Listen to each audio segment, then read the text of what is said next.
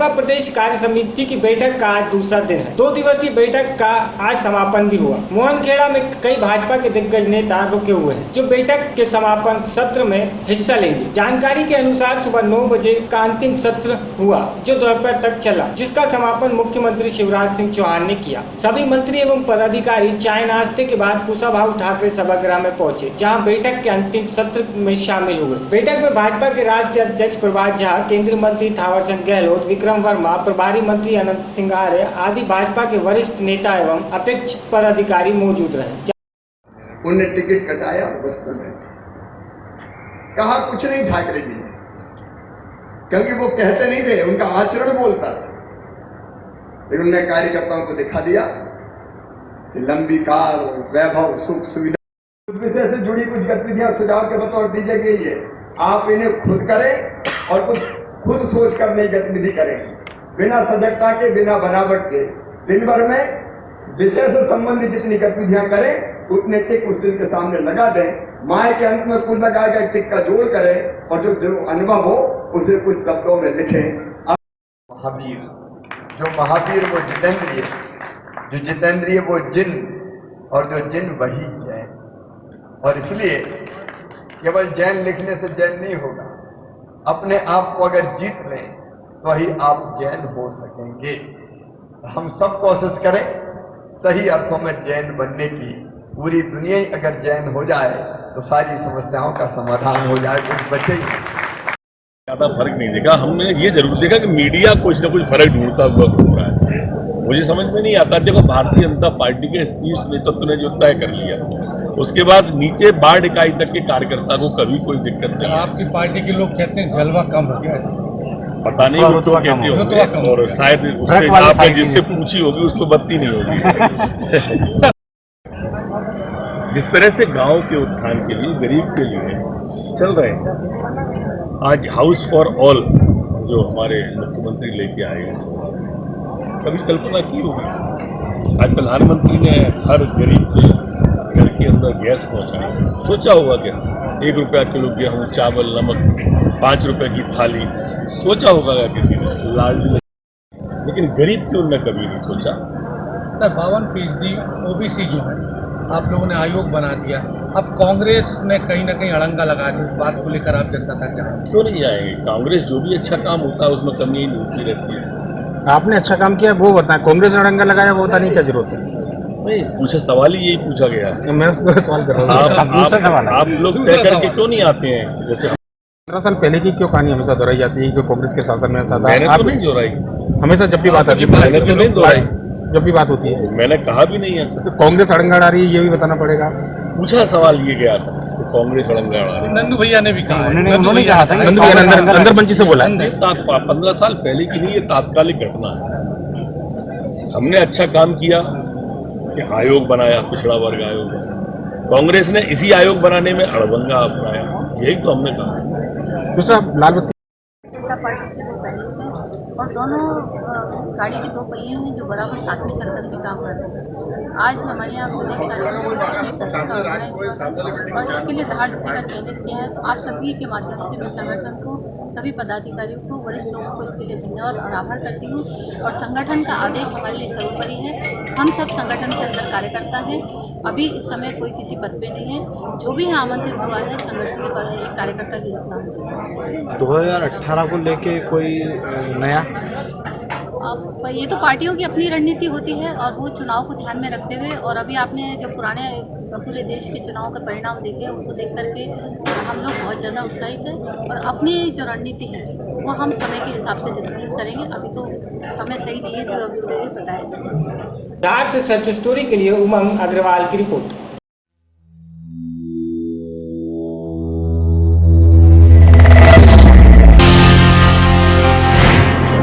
सागर के देवरी में अभिवक्ता संघ ने लॉ कमीशन के खिलाफ न्यायालय में किया विरोध और आदेश की प्रतियां जलाई तथा अपना विरोध प्रदर्शन किया। संबंध में PS चौहान जो रिटायर्ड जस्टिस हैं, इनकी पहल पर अधिवक्ताओं की स्वतंत्रता को छीनने का प्रयास करते हुए इन्होंने एक विधेयक पास किया है।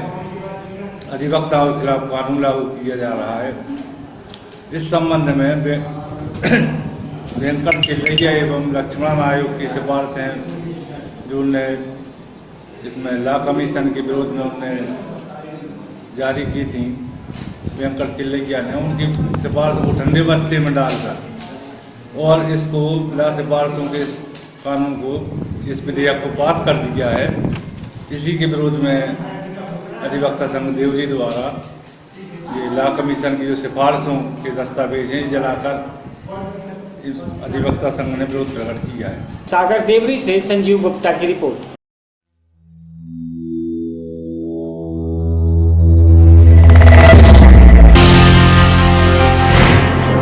जिले के तहसील बुधनी स्वास्थ्य केंद्र में लापरवाही के चलते हमेशा सुर्खियों में रहता है। वहीं जिम्मेदार अधिकारी पर आज तक कोई भी बड़ी कार्रवाई देखने को नहीं मिली, जिसका खामियाजा मरीजों को उठाना पड़ रहा है। यही कारण है कि आज फिर डॉक्टर और नर्सों की लापरवाही के चलते एक नवजात बालिका की मौत हो गई। वहीं मृतक बालिका के परिजन डॉक्टर और नर्स पर लापरवाही का आरोप लगा रहे हैं और बुधनी अनुविभागीय अधिकारी से कार्रवाई की मांग कर रहे हैं। मामले की गंभीरता को देखते हुए पुलिस और एसडीएम मौके पर पहुंचे और परिजन को उचित कार्रवाई करने का आश्वासन दिया। वहीं बुधनी ब्लॉक मेडिकल ऑफिसर ने पूरा मामला उस वक्त ड्यूटी पर उपस्थित नर्स के ऊपर डालकर पल्ला झाड़ लिया और ये भी स्वीकार किया कि ड्यूटी पर तैनात स्टाफ से लापरवाही हुई है। बीएमओ द्वारा मौजूद नर्स के खिलाफ कार्रवाई के लिए जिला मेडिकल अधिकारी को पत्र भी लिखा गया है। बुधनी हॉस्पिटल में कल रात को एक बच्चे की तबीयत खराब हो गई थी, जिसको नर्स ने मतलब देखने नहीं गई और उसने डॉक्टर को बुलाया नहीं, इस वजह से वो एक्सपायर कर गई।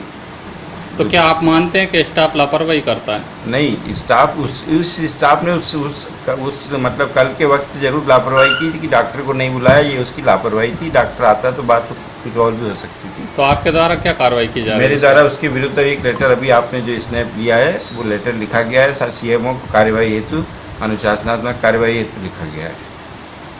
बुधनी हॉस्पिटल में परसों एक महिला की डिलीवरी हुई थी और उसकी बच्ची की कल रात को मृत्यु हो गई। उसको लेकर के उन्होंने कार्रवाई के लिए आवेदन दिया है कि इसमें डॉक्टर्स और स्टाफ जो नर्स है उनकी लापरवाही है, उसको लेकर आवेदन दिया है। मैं अनुविभागीय अधिकारी को इसमें कुछ अधिकार नहीं है, स्वास्थ्य विभाग का मामला है, उनके वरिष्ठ अधिकारियों को कार्रवाई करना होता है इसमें। और अभी भी जो आवेदन दिया उस पर जो अनुशासनात्मक कार्रवाई है उसके लिए हमारे माध्यम से जिला स्तरीय जो अधिकारी उनको भेज दिया जाएगा। सीहोर से धर्मेंद्र यादव की रिपोर्ट।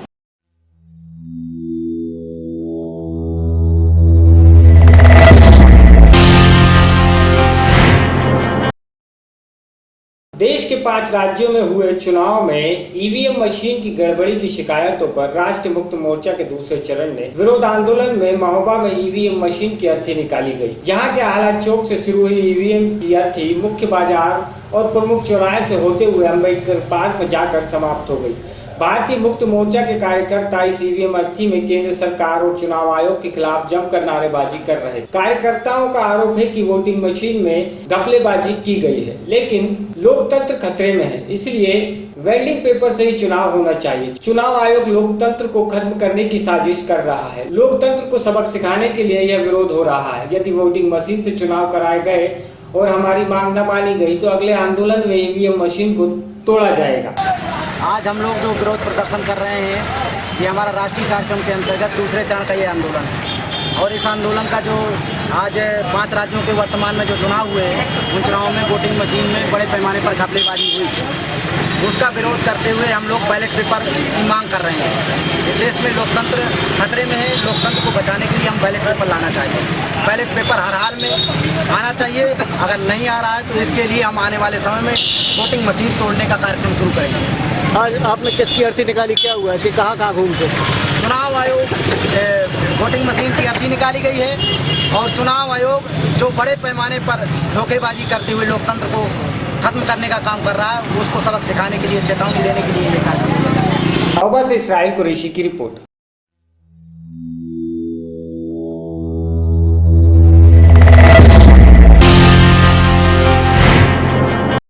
बलिया में बदमाशों का आतंक तब प्रकाश में आया जब सराफा व्यापारी अपनी दुकान में काम कर रहा था, वो भी सदर कोतवाली पुलिस चौकी से कुछ ही दूरी पर। लक्ष्मी मार्केट की एक सराफा की दुकान में असले से लेस बदमाशों ने भोर के समय असले के बल पर स्वर्ण कारीगर से लगभग 8 लाख रुपए कीमत के जेवर की लूट। वहीं पुलिस की माने तो जांच की जा रही है। आपको बता दें कि रवि वर्मा कारीगर मूलतः पटना बिहार का निवासी है। जो 8 साल से लक्ष्मी मार्केट स्थित रेवती कटारा के ऊपर दुकान लेकर जेवर बनाने का काम करता है। बीती रात 11 बजे करीब बेदुआ मोहल्ले के घर से खाना लेकर दुकान आया और देर रात तक जेवर बना रहा था और वहीं आज भोर में बदमाशों द्वारा असले के बल पर लगभग 250 ग्राम जेवरात लुटेरे लेकर चले गए। उपरोक्त मामले की जांच पुलिस के द्वारा की जा रही है। जो भी तथ्य सामने आएगा उसी के आधार पर कार्रवाई की जाएगी। सराफा व्यवसायी वर्तमान समय में सारे लोग सहमे हुए हैं। इस तरह की घटना जो हुई है वो निंदनीय घटना है। इस तरह की घटना जो है प्रशासन द्वारा रोकना चाहिए। जी करीब 100 मीटर होगी दूरी। अच्छा, इस लोगों के संज्ञान में 3:45 बजे की घटना है। 3:45 बजे की घटना है। 4-4:30 बजे पुलिस को 4 बजे जानकारी पुलिस को दी गई है। अच्छा, तो अभी तक पुलिस ने क्या किया? अभी तक पुलिस तफ्तीश कर रही है। अभी देखिए आगे क्या होता है। अच्छा, अभी तो वर्तमान में पूरे सराफा व्यवसाय सहमा हुआ है। जो व्यवस्था बनी थी लोगों के मन में आया कि हमको सुरक्षा मिलेगी, लेकिन अभी तो सुरक्षा का पोल खुल गया है वर्तमान समय में। मेरा दुकान कारीगरी सिर्फ करते हैं। हाँ, सोने का जेवर उवर बनाते हैं। हाँ, वही मतलब कल तेजी का काम था, वही आज ही मतलब 30 जोड़ा आयरन मतलब देना था हमको बनाकर। हाँ, तो वही मेहनत मजदूरी मतलब करते हैं। वही करीब नाइट को काम कर रहे थे। हाँ, 3:30 बजे की बात है। एक वही 4 आदमी मतलब अंदर आ गया। अंदर आके उसके बाद एक यहाँ पे मतलब सटा के उसके बाद वहाँ पे मारे भी, ब्लड भी निकला। क्या हथियार बंद लोग थे? किसी से मारे बताओ? मतलब हथियार मतलब था, मतलब पिस्टन टाइप का था।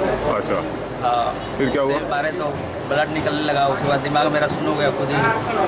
और कुछ बोल भी नहीं पा रहे थे, कुछ ला भी नहीं पा रहे थे। अच्छा, तो क्या क्या लूट के ले गए वो लोग? वो मतलब करीब 250 ग्राम करीब सामान जेवर का था। अच्छा, सोने का। पुलिस स्टेशन बस पाली वाली 100 मीटर सामने ही है। तो आप फिर पुलिस को आपने इन्फॉर्म किया? जो ये घटना हुआ तो 3:30 बजे ये करीब घटना हुआ तो मैं ऊपर की दुकानें हैं वहाँ पे बोला कि जो ऐसा बात हुआ है। तो उसी समय करीब 10 मिनट बाद मैं पुलिस चौकी मतलब गया। 3:45 बजे। तो 3:45 बजे गया तो पुलिस इंचार्ज यहाँ पे मतलब आया देखने के लिए। देख कर फिर मतलब गया। फिर मतलब हम बोले कि एक बार फिर मतलब आके मतलब रिपोर्ट कम से कम लिख दीजिए। तो फिर मतलब वो लोग आए, मतलब सत्येंद्र राय मतलब हैं वो मतलब आए देखे। जी, तो अभी तो कोई गिरफ्तारी या कुछ ऐसा कुछ हुआ? अभी कुछ नहीं, अभी पकड़ में नहीं आया कुछ। उन लोगों को आप पहचानते हैं जो लोग आए थे? जी नहीं, उन लोगों को नहीं पहचानते? मुँह में कुछ लगाया हुए मतलब। अच्छा, तो क्या आपको लगता है? मैं मांगता हूँ कि हर जगह मतलब CCTV कैमरा लगा हो, ये सब सुरक्षित मतलब रहे। अभी तक संज्ञान में आया, जो बताया तो जो चौकी इंचार्ज वगैरह गए तो उसमें पूरा ताला बंद था और उससे पूछा कि उसके पास चाबी भी नहीं थी। अगर ताला बंद था तो लूट कैसे हो गई? चाबी भी नहीं दे सका वो। और इसका पुराना इतिहास भी अच्छा नहीं, विगत वर्ष भी इसने इस प्रकार की सूचना दी थी। तो मेरी पूरी टीम जांच करी, जब तथ्य जो होंगे तथ्यों के आधार पर कार्रवाई करें। सर, जिस तरीके say that is not possible. Octane gun ठीक सामने ठीक तुरंत जाता, वहाँ न जाके वहाँ गया। और चोट भी जब पहले पुलिस वालों को लगा कोई चोट नहीं, बाद में उसने यहाँ पे को लगा रखा है। और जिस साइड से गया उस पर कोई फुटेज नहीं है। और सबसे इम्पोर्टेंट बात कि जिसमें कहता है लूट हुई उसमें तो ताला इंटैक्ट पाया गया। जब उससे पूछा गया चाबी क्या, कहा मेरे पास चाबी नहीं है। अगर कोई लूट होती ऊपर भी तमाम कारीगर काम करते, इन सारी चीज़ों को हम पहले उसकी पुष्टि कर लेंगे। अलग वो लिखाना चाहिए, मैंने कहा केस आप रजिस्टर कर लीजिए, जो तथ्य होंगे उसके आधार पर कार्रवाई। लेकिन प्रथम दृष्टया ये चीज़ अभी उस दायरे में नहीं आ रही, मगर फिर भी देखें। बलिया से संजीव कुमार की रिपोर्ट।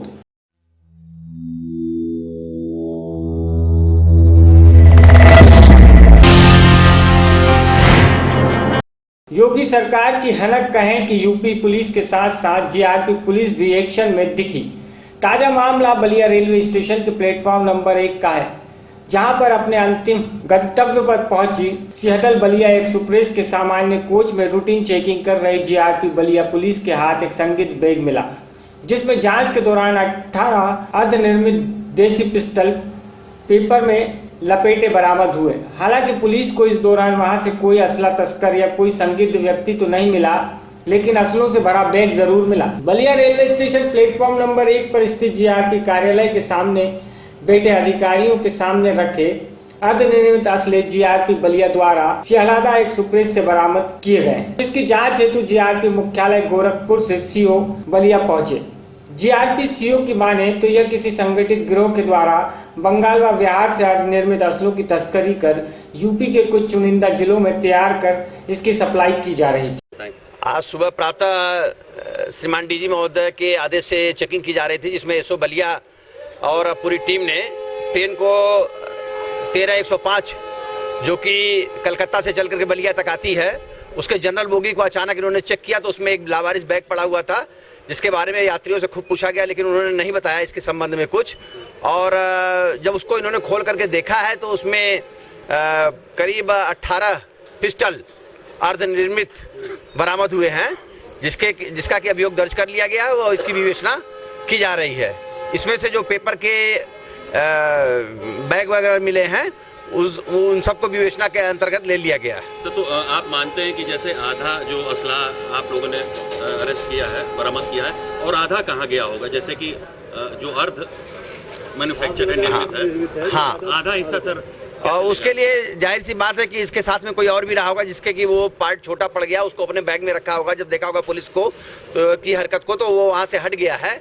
और हम लोग पूरा प्रयासरत यही हैं कि जल्द से जल्द हमारी गिरफ्त में आ जाए। मतलब मानते हैं कि रेलवे द्वारा आसान समझा जा रहा है कि खेती।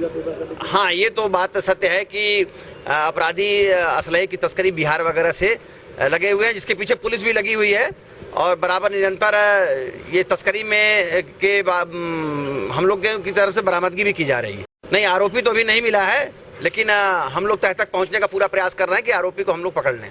सर, असलहे इतने, जैसे 18 असलहे आपके द्वारा अरेस्ट हुए, और मान लीजिए कि जब बरामद इतने असलहे हुए तो आपको लगता है कि ये अब इलेक्शन भी नहीं है तो ये लेके जैसे या तो कहीं सेल के लिए जा रहे थे कि देने किसी को, आपके हिसाब से? जाहिर सी बात है कि अवैध असलहा है और अर्धनिर्मित है, तो कहीं न कहीं अपराध में ही इसका प्रयोग करते वो, और उसको बेचते खरीदते जो भी करते, लेकिन अपराध में तो इसका प्रयोग करते ही करते हर कीमत पे।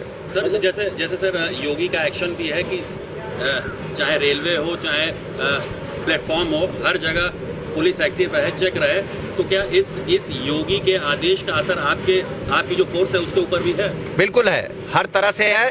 यहाँ तक कि हर प्रकार से थाने की सर सफाई से लेकर के हर चीज़ पे हम लोग ध्यान दे रहे हैं, और ज़्यादातर हम लोगों का फोकस यात्रियों पे, महिलाओं पे और बच्चों पे भी है कि किसी प्रकार का उनके साथ कोई भी अप्रिय घटना न घटने पाए। हमारे स्टेशन से बलिया से वो सुरक्षित अपनी यात्रा को जाए। बलिया से संजीव कुमार की रिपोर्ट।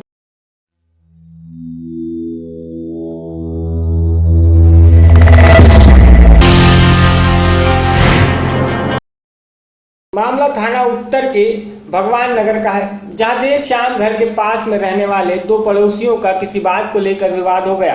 विवाद महिलाओं में हुआ, तभी एक पक्ष ने अपने कुछ गुर्गे बुला लिए और जमकर हाथापाई हुई और चाकूबाजी भी हुई। इसमें 5 लोग घायल हो गए। दरअसल जो पक्ष पीड़ित है वो खुद एक पुलिसकर्मी है और आगरा में तैनात है। उसका भगवान नगर में खुद का घर है। घर के पास ही एक महिला किराए पर रहती है। इसका आरोप है कि उसके घर कुछ अराजक तत्व आते रहते हैं। इसी का जब उन्होंने विरोध किया तब उस महिला ने पहले तो गाली देना चालू किया और फिर एक फोन कर दर्जन भर लोग बुला लिए। सभी ने जमकर पुलिसकर्मी के परिवार के साथ मारपीट कर डाली। वहीं मौके पर डायल 100 की टीम पहुंची तो मारपीट कर रहे लोग उन पर भी जूझ पड़े और जवानों के साथ भी बदसलूकी की गई। इतना ही नहीं, डायल 100 का वाइपर तक तोड़ दिया। इस मामले की जानकारी जैसे ही आला अफसरों को हुई, तुरंत 4 थानों की फोर्स मौके पर पहुंची और एसपी सिटी और सीओ सिटी ने चार्ज संभाला और फोर्स आता देख सभी उद्यमी भाग खड़े हुए। इस दौरान चाकू लगने से 3 लोग घायल हुए हैं, जिन्हें इलाज के लिए ट्रामा सेंटर भेजा गया है। पुलिस अब मामले की जांच कर रही है। वो लोग आए, बोले कि उनको गाली तुरंत उन्होंने दी हम लोगों को, और आते आते उन लोगों ने ऐसे मारपीट की, हम लोगों की चूड़ी टूट गई। अब क्या कहते, कपड़े अपने सब फाड़ दिए। देखिए सर, बताइए, देखिए मारा उन लोगों ने हम लोगों को, समझे? गाड़ी दिल्ली थी आपकी जी, ये 2 सिपाही हमारे चले गए, एक हेड साहब और एक। जब वहाँ पहुँच गए तो पीछे से इतनी भीड़ आई तो मैंने ये समझा कि हमारे 2 सिपाही आए नहीं अभी। तो मैंने ये समझा, उन्हें पता नहीं हमारे 2 सिपाही कहाँ रह गए। तो मैं वहाँ खड़े तो मैं जे लोग 2-3 लोग भज के आए कि अरे हमारी मदद करिए, आप ये बताइए। तो हमने कि मैं तसल्ली तो रखो, मैं सारी चीज़ें की समस्या समाधान होगी। तो तब तक तो वहाँ इतना मेला से चला आया है कि वहाँ बात कहना तो बहुत मुश्किल है। तो गाड़ी ये लोग जब आए तो मैंने गाड़ी यहाँ खड़ी कर ली, तब तक तो वो उदमबाजी करने लगी। कुछ आदमी ऐसे जिस पे लटक गए और तो ये टूट गया है। बात क्या थी, कहाँ की बात अब थी? ये बात तो 2 लोग बताएंगे जो अंदर गए थे। हम तो ड्राइवर हैं, तो हम गाड़ी में बैठे रहे थे। क्या मारपीट हुई थी किसी के साथ? 100 नंबर की सूचना गए थे। नहीं, आप लोगों के साथ मारपीट की थी क्या? हाँ, कॉलर वॉलर पकड़ लिया है, जो हमारे साथ में है वो एक लोग, उनका कॉलर वॉलर पकड़ लिया, थप्पड़ पड़े एक आदमी मार दिए। लेकिन ये भी परेशान है बहुत। यानी मारपीट की? हाँ, हमारी मारपीट नहीं की, दबंग लोग थे? तो मैं तो गाड़ी भगा ले गए, लेकिन ये टूट गया वापस। कौन लोग थे वो SCP हैं, वो फरे में उसमें तैनात है मथुरा थाने में, वो मथुरा जिला में, और फरे थाना पड़ता है, PRDB पे है वो भी SCP। और ये है वो का नाम एक सिपाही है जो आगरा तैनात है, उसका नाम मुझे मालूम नहीं है। सर ये झगड़ा हुआ है, क्या मामला है? ये थाना उत्तर क्षेत्र में विवाह नगर चौकी क्षेत्र के अंतर्गत 2 पक्षों में विवाद हुआ है, जिसमें मौके पे हमारी PRV 2 पहुंची और उसी विवाद के दौरान कुछ लोगों ने PRV के सिपाहियों से भी अभद्रता की। इसमें जांच करके अग्रिम कार्रवाई की जाए। सर इसमें जो झगड़ा करने वाले लोग हैं क्या स्टाफ से ही हैं, वो पुलिस स्टाफ के ही हैं? नहीं, उसमें एक पक्ष पुलिस कर्मी है, ये बताया जा रहा है। फिरोजाबाद से दिव्यांश शिवपुरी की रिपोर्ट।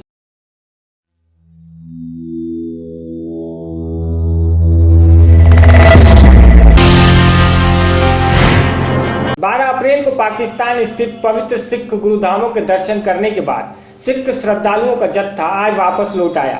अटारी रेलवे स्टेशन पर पहुंचे जत्थे के लीडर और SGPC के सदस्य रघुवीर सिंह ने कहा कि पाकिस्तान में सिख श्रद्धालुओं को काफ़ी सुविधाएं दी गई।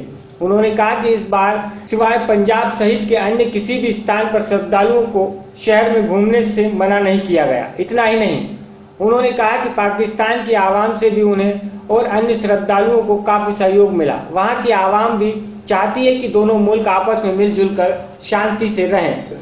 यात्रा बहुत वधिया कीती है जी। ਅਸੀਂ ਜਿੰਨੇ ਵੀ ਸਾਡੇ ਸਿੱਖਾਂ ਦੇ ਗੁਰਦੁਆਰੇ ਸੀ, ਅਸੀਂ ਸਾਰੇ ਗੁਰਦੁਆਰੇ ਸਾਹਿਬਾਂ 'ਚ ਗਏ ਆ। ਕੁਝ ਉਹਨਾਂ ਦੇ ਬੰਦੇ ਲੈ ਕੇ ਗਏ, ਕੁਝ ਸਾਡੇ ਆਦਮੀ ਜਿਹੜੇ ਆ ਉਹ ਟ੍ਰੇਨ ਤੇ ਵੀ ਗਏ, ਜਿਨ੍ਹਾਂ ਨੂੰ ਸਾਰੇ ਗੁਰਦੁਆਰਾ ਸਾਹਿਬ ਵਿੱਚ ਦਰਸ਼ਨ ਕਰਾਏ ਆ। ਉੱਥੇ ਲੰਗਰ ਪਾਣੀ, ਚਾਹ ਪਾਣੀ, ਹਰ ਇੱਕ ਚੀਜ਼ ਜਿਹੜੀ ਆ ਉਹਨਾਂ ਨੇ ਸੰਗਤਾਂ ਨੂੰ ਛਕਾਈ ਆ। ਜਿਹੜੇ ਪਾਕਿਸਤਾਨ ਦੇ ਗੁਰਦੁਆਰਾ ਸਾਹਿਬ ਦੇ ਸ਼੍ਰੋਮਣੀ ਗੁਰਦੁਆਰਾ ਪ੍ਰਬੰਧਕ ਕਮੇਟੀ ਦੇ ਪ੍ਰਧਾਨ ਨੇ ਸਰਦਾਰ ਤਾਰਾ ਸਿੰਘ ਜੀ, ਉਹ ਨਾਲ ਰਹੇ ਆ ਜੀ। ਉਹਨਾਂ ਵੀ ਕਿਸੇ ਕਿਸਮ ਦੀ ਕਿਸੇ ਨੂੰ ਜਾਂਚ ਨਹੀਂ ਆਉਣ ਤੀ। ਕੋਈ ਵੀ ਉਹਨਾਂ ਨੇ ਇਹ ਨਹੀਂ ਫਰਕ ਰੱਖਿਆ ਕਿ ਇਹ ਹਿੰਦੁਸਤਾਨ ਤੋਂ ਆਏ ਆ ਜਾਂ ਕੀ ਗੱਲ ਆ। ਉਹਨਾਂ ਨੇ ਸਭ ਨੂੰ ਪਿਆਰ ਕੀਤਾ। ਚੇਅਰਮੈਨ ਸਾਹਿਬ ਆ ਜੀ, ਉਹਨਾਂ ਨੇ ਸਾਨੂੰ ਘਰ ਵੀ ਖੜ ਕੇ ਆਪਣੇ ਵਾਫੇ ਪਾਣੀ ਦਾ ਪ੍ਰਬੰਧ ਕੀਤਾ। ਬਹੁਤ ਵਧੀਆ ਸਾਡਾ ਮਾਣ ਇੱਜ਼ਤ ਕੀਤਾ। ਬਾਕੀ ਸਾਨੂੰ ਤੋਰਨ ਵੀ ਆਏ ਆ ਸਟੇਸ਼ਨ ਤੇ, ਉੱਥੇ ਵੀ ਸਾਡਾ ਉਹਨਾਂ ਪੂਰਾ ਮਾਣ। 350 ਸਾਲਾ ਮਨਾਇਆ ਜਾ ਰਿਹਾ ਜੀ ਗੁਰੂ ਸਾਹਿਬ ਦਾ ਪਹਿਲੀ ਪਾਤਸ਼ਾਹੀ ਦਾ। 550 ਸਾਲ ਆ ਜੀ। 550 ਸਾਲਾ ਉਸ ਸੰਬੰਧੀ ਕੋਈ ਉੱਥੇ ਗੱਲਬਾਤ ਹੋਈ? ਹਾਂਜੀ ਹੋਈ ਜੀ। ਉਹਨਾਂ ਨੇ ਜਿਹੜੇ ਚੇਅਰਮੈਨ ਸਾਹਿਬ ਸੀ ਉਹਨਾਂ ਨੇ ਵੀ ਕਿਹਾ ਤੇ ਗਵਰਨਰ ਸਾਹਿਬ ਵੀ ਕਿਹਾ। ਜਿਹੜਾ ਗਵਰਨਰ ਹਾਊਸ ਦੇ ਵਿੱਚ ਸਾਡੀ ਹੋਈ ਆ ਮੀਟਿੰਗ ਹੋਈ, ਉਹਦੇ ਵਿੱਚ ਉਹਨਾਂ ਕਿਹਾ ਕਿ ਅਸੀਂ ਜਿੰਨੇ ਮਰਜ਼ੀ ਸਾਡੇ ਪੈਸੇ ਲੱਗ ਜਾਣ, ਜੋ ਮਰਜ਼ੀ ਸਾਨੂੰ ਕਰਨਾ ਪਵੇ, ਤੇ ਅਸੀਂ ਜਿਹੜਾ ਗੁਰੂ ਨਾਨਕ ਪਾਤਸ਼ਾਹ ਦਾ ਇਹ 550 ਸਾਲਾ ਦਿਹਾੜਾ ਵਾ ਉਹ ਬੜੀ ਉੱਚੀ ਪੱਧਰ ਤੇ ਮਨਾਵਾਂਗੇ, ਜਿਹਦੇ ਵਿੱਚ ਸਾਨੂੰ ਸਾਰਾ ਦੇਸ਼ਾਂ ਪ੍ਰਦੇਸ਼ਾਂ ਤੋਂ ਸਾਥ ਦੇਣ ਤੇ ਸ਼੍ਰੋਮਣੀ ਗੁਰਦੁਆਰਾ ਪ੍ਰਬੰਧਕ ਕਮੇਟੀ ਵੀ ਉਹਨਾਂ ਨੂੰ ਸਾਥ ਦੇਣ ਨੂੰ ਤਿਆਰ ਹੈ। ਠੀਕ ਹੈ। ਪਾਕਿਸਤਾਨੀ ਲੋਕਾਂ ਨਾਲ ਗੱਲਬਾਤ ਹੋਈ ਉਹ ਦੋਨੇ ਮਿਲਣਾ ਚਾਹੁੰਦੇ ਨੇ ਜਾਂ? ਹਾਂਜੀ, ਜਿੰਨੇ ਵੀ ਪਾਕਿਸਤਾਨ ਦੇ ਅਹੁਦੇਦਾਰ ਆ ਜੀ, ਉਹ ਚਾਹੁੰਦੇ ਆ ਕਿ ਆ ਜਿਹੜੀ ਵੱਟ ਪਈ ਹੋਈ ਆ ਇਹ ਸਾਡੀ ਟੁੱਟ ਜਾਵੇ ਤੇ ਅਸੀਂ ਆਪਸ ਵਿੱਚ ਦੋਵਾਂ देश भरा बन के रहिए ते अहीं तरक्की करेंगे। अमृतसर से सर्च स्टोरी के लिए द्वारका नाथ राणा की रिपोर्ट।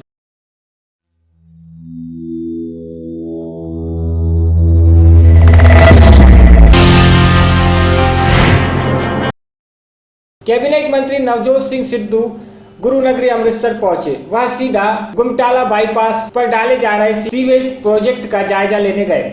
इस दौरान उन्होंने देखा कि 2012 से शुरू हुए यह प्रोजेक्ट आज भी अधूरा है, जिस पर उन्होंने चीफ इंजीनियर समेत सभी अधिकारियों की खिंचाई की। इतना ही नहीं, उन्होंने पिछले 4 वर्षों के दौरान इस प्रोजेक्ट के साथ जुड़ रहे अधिकारियों की सूची भी मंगाई है, तभी जांच कर उनके खिलाफ विभागीय जांच की जाएगी। उन्होंने कहा है कि जल्द ही बाबा नानक और बालाचोर तक के विकास प्रोजेक्ट भी कार्रवाई की जाएगी। इसके साथ ही उन्होंने अमृतसर एयरपोर्ट रोड पर डाले गए सीवेज प्रोजेक्ट की विजिलेंस जांच कराने का भी आश्वासन दिया है।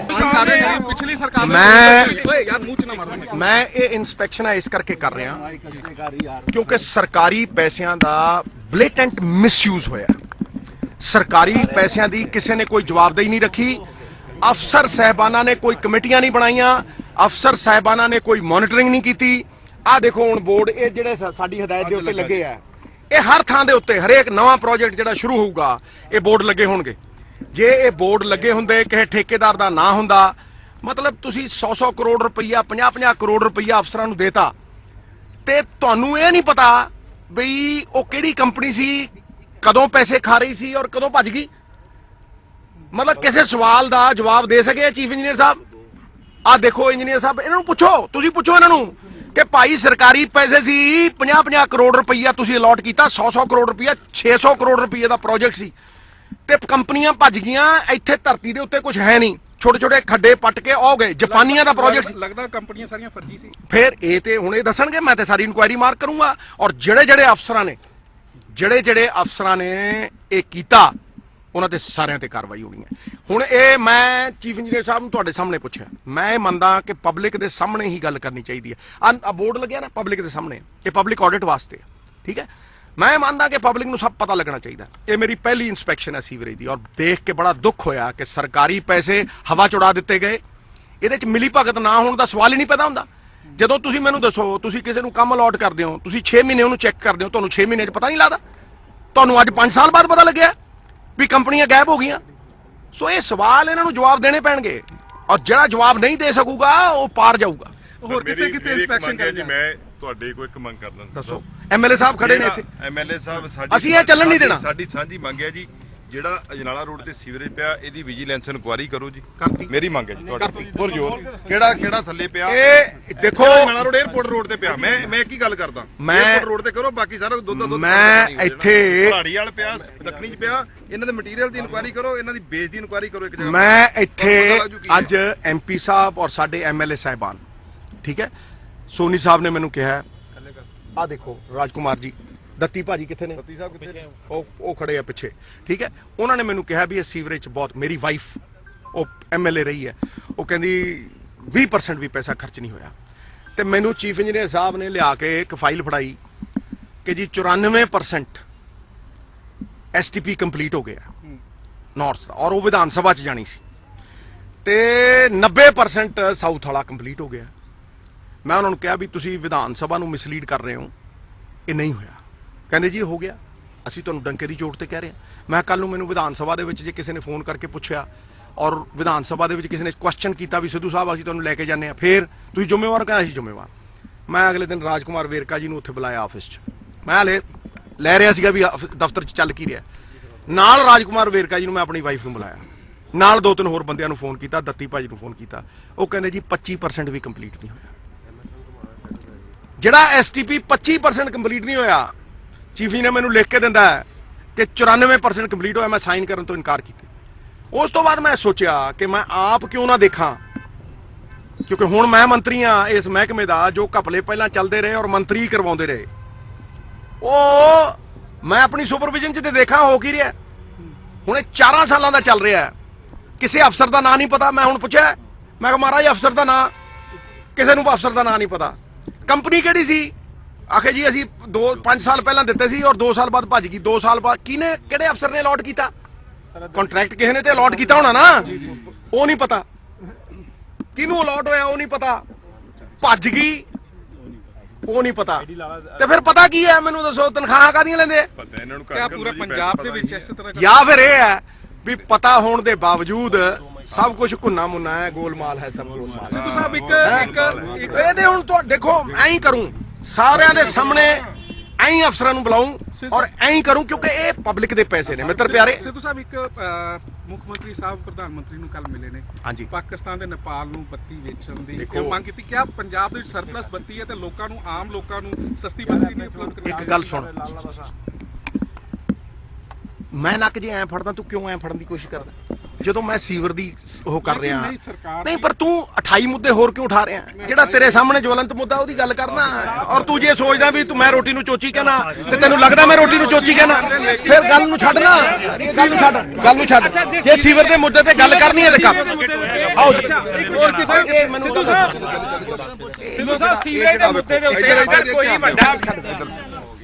अमृतसर से सर्च स्टोरी के लिए द्वारका नाथ राणा की रिपोर्ट।